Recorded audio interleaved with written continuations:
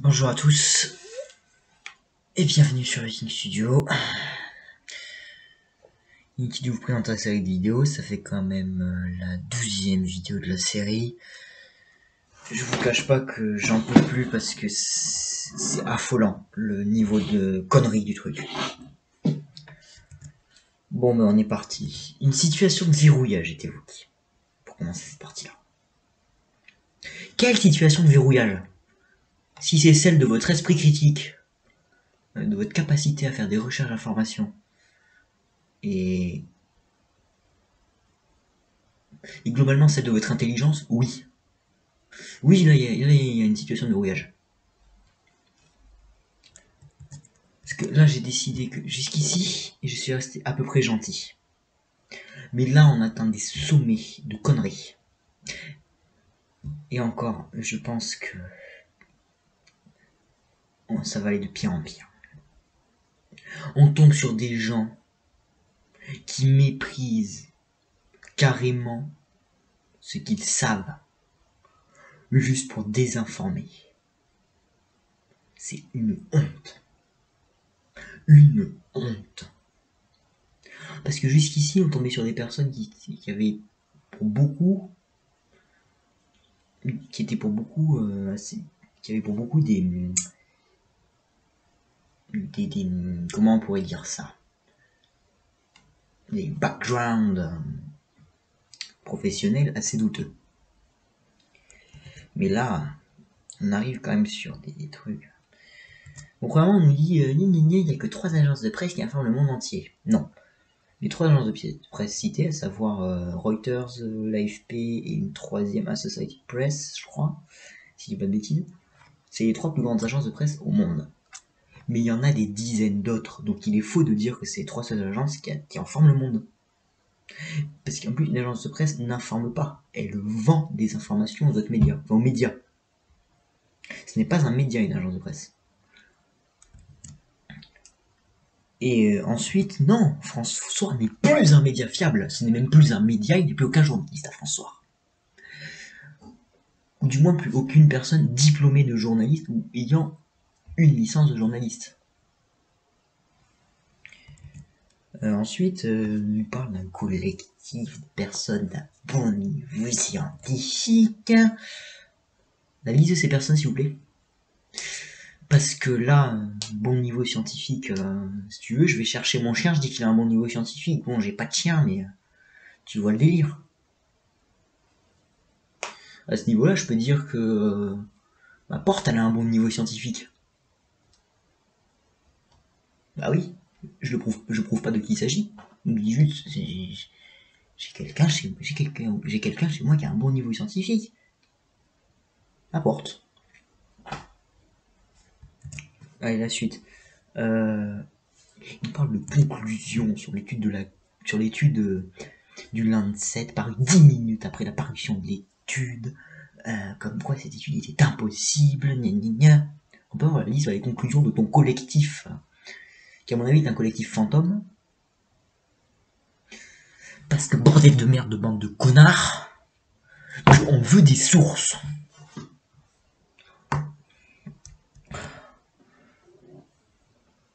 Et ensuite, non, ce n'est pas anormal que la personne qui dirige l'AFP ne soit pas un journaliste. Parce que un journaliste, ce n'est pas un PDG. C'est pas la même chose, c'est pas le même métier. Donc non, c'est tout à fait normal. Vous avez des journalistes qui se seront convertis dans la direction de grandes agences d'information, mais ce n'est pas la norme.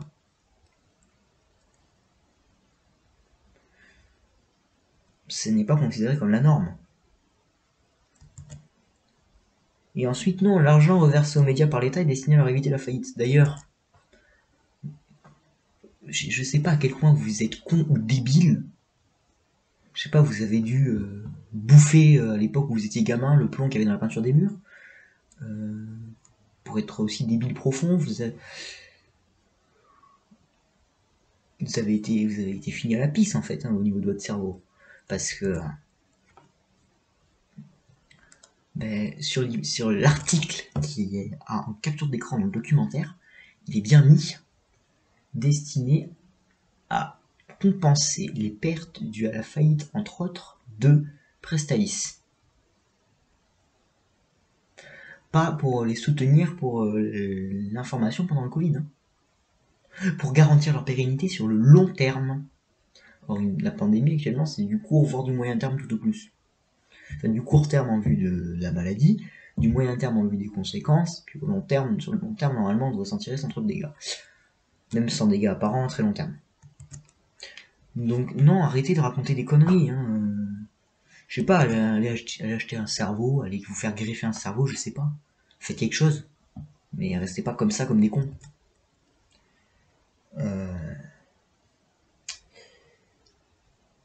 Et ensuite, non, le confinement, ce n'est pas une absence de courage, hein. Ça demande un certain courage de confiner une population, quoi que vous en dites. Une décision demande du courage. Toute décision demande du courage. Sauf peut-être vous qui n'avez pas le courage de prendre la décision de faire des recherches. Ou alors vous les avez faites, mais vous ne voulez pas admettre la réalité. Parce que vous êtes tellement con et borné, ou alors dangereusement con, ou alors tout simplement des débiles qui se disent que la réalité, de toute façon, ne peut pas être vraie, que non, c'est pas possible. On va monter une soi-disant théorie du complot. Non, ça marche pas comme ça. Et ensuite, non, on a des connaissances sur la maladie. Et l'autre là qui est chercheuse qui dit c'est pas normal qu'on n'ait pas autant de connaissances à cet stade-là de la maladie. Regardez le temps qu'il nous a fallu pour en apprendre sur le sida, sur Ebola, sur le cancer. Et qu'on ne sait pas encore tout sur ces maladies-là. C'est parfaitement normal que pour le Covid, on en sache aussi peu. Et les théories de pangolin, tout ça, pour votre info, le Covid-19, la souche de base qu'on a trouvé sur l'homme, a des points communs avec des souches qu'on trouve sur les serpents, les pangolins et les chauves-souris. Donc non, c'est crédible. Et pour info, la peste, c'est dû à des rats, le vecteur de transmission. Donc oui, des animaux peuvent causer des maladies. Il suffit pas de beaucoup de rats pour contaminer une grande population. Et puis 10 scientifiques, mais t'es incapable d'admettre que la recherche va prendre du temps. Honteux. Une risée du milieu scientifique, celle-là. Ensuite, on dit oui, des insertions génétiques ne peuvent pas être réalisées à de grandes vitesses. Alors déjà, insérer des gènes, si vous avez, une fois que vous avez la base sur laquelle insérer et les gènes que vous voulez insérer,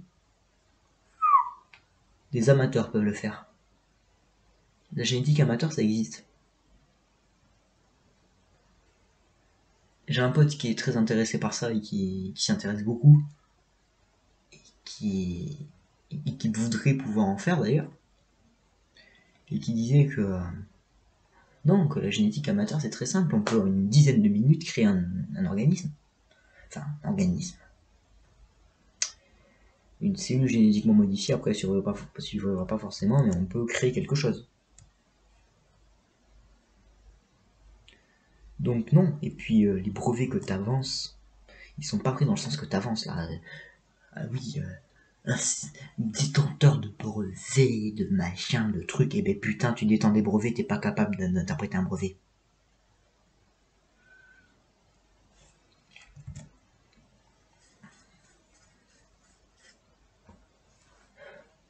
Les brevets qui sont cités concernant les tests PCR, le test PCR, c'est pas une méthode de test spécifique au Covid. Le test PCR, c'est une méthode de test qui consiste à amplifier le nombre de séquences d'ARN contenues dans un échantillon. Ou d'ADN. Vu que l'ARN et l'ADN, c'est principalement composé des mêmes choses. C'est pas la même molécule, mais la composition est similaire. Pour faire court. Et donc, oui, ces méthodes de test existaient avant le Covid. D'ailleurs, le brevet, vous irez voir dans les sources des précédentes vidéos, ils en parlent beaucoup du brevet dans ces sources-là, de ce fameux brevet. Il consiste sur les réactifs et des méthodes d'association de réactifs, mais qui, attention, ne correspondent pas forcément aux méthodes de test du Covid. Donc non, c'est faux. Et ensuite, non, c'est pas un virus modifié. Et non, ce virus il est dangereux. C'est toi, espèce de sale con, débile, idiot, je sais pas, avec des propos qui est dangereux.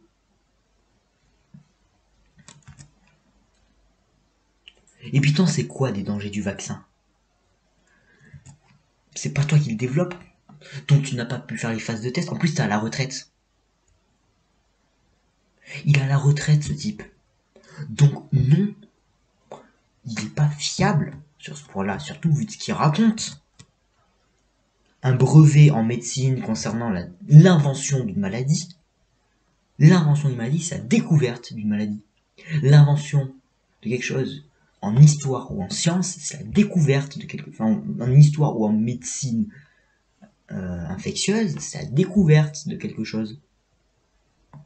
Et puis ce brevet, vous pouvez aller voir, il y a une vidéo de défécateur geste barrière contre la connerie virale qui parle de ce brevet.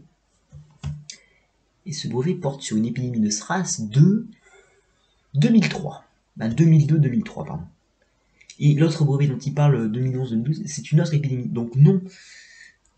Tu sais quoi, espèce de connard, t'es indigne d'être un scientifique. Indigne. Tu ne sais pas lire un brevet.